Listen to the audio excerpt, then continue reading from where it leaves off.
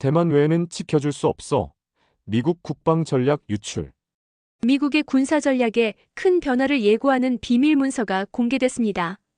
29일 워싱턴 포스트는 중국 본토 관련 미 국방부 비밀 문서는 헤리티지 재단의 영향을 반영한가를 통해 미국 국방부가 3월 중순 배포한 임시 국방 전략 지침의 주요 내용을 공개했습니다. 이 지침의 핵심 내용은 미국 본토 방위와 함께 중국의 대만 점령을 막는데 미국 군사력을 집중해야 하며 나머지 지역은 해당 나라들이 알아서 해야 한다는 것입니다. 또 미군이 불법 이민, 마약 밀매 등을 막는데도 직접 개입해야 한다고 명시했습니다. 피트 헤그세스 미국 국방부 장관이 서명한 구쪽 분량의 이 지침은 부분적으로 보수 성향 연구소인 헤리티지 재단 보고서와 거의 동일하다고 합니다.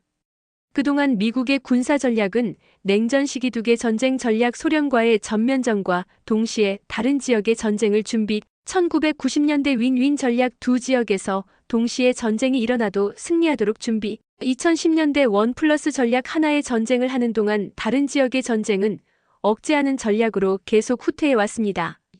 이번에 드러난 새로운 군사 전략은 원 플러스 전략에서도 더 후퇴해 아예 하나의 전쟁에만 집중하겠다는 원 전략 혹은 중국 중심 전략이라 할 수 있습니다. 워싱턴 포스트가 공개한 지침의 세부 내용을 좀 더 살펴봅시다. 미국이 중국을 가장 큰 위협으로 규정한 건 트럼프 일기 때부터입니다. 이번 지침은 여기서 더 나아가 중국의 대만 침공 가능성을 가장 중요한 문제로 설정하고 다른 모든 위협보다 최우선으로 대비해야 한다고 명시했습니다. 지침은 중국을 최우선 위협으로 명시했습니다. 미국 국방전략은 위협을 최우선 위협, 급성 위협 러시아, 지속적 위협, 북한, 이란으로 나누며 최우선 위협을 기준으로 군사력을 준비합니다.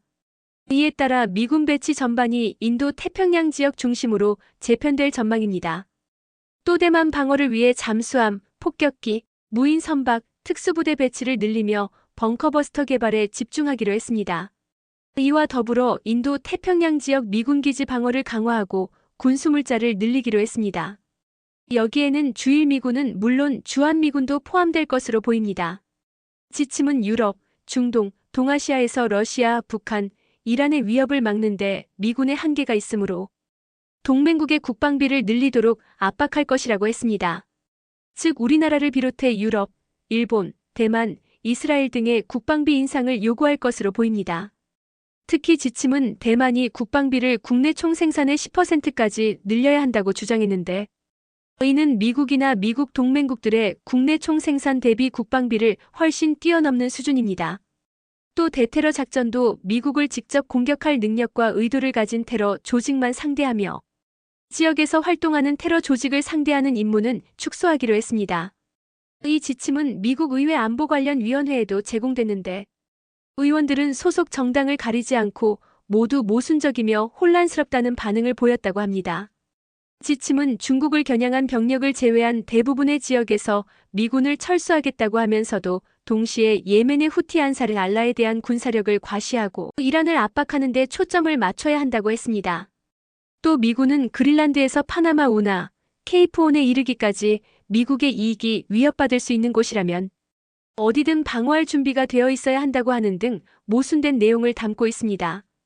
이 지침에 따라 미국은 우리나라에도 국방비 증액과 주한미군 주둔비 인상을 요구하며 동시에 북한의 위협은 한국이 알아서 해결하라는 태도를 보일 것으로 예상됩니다.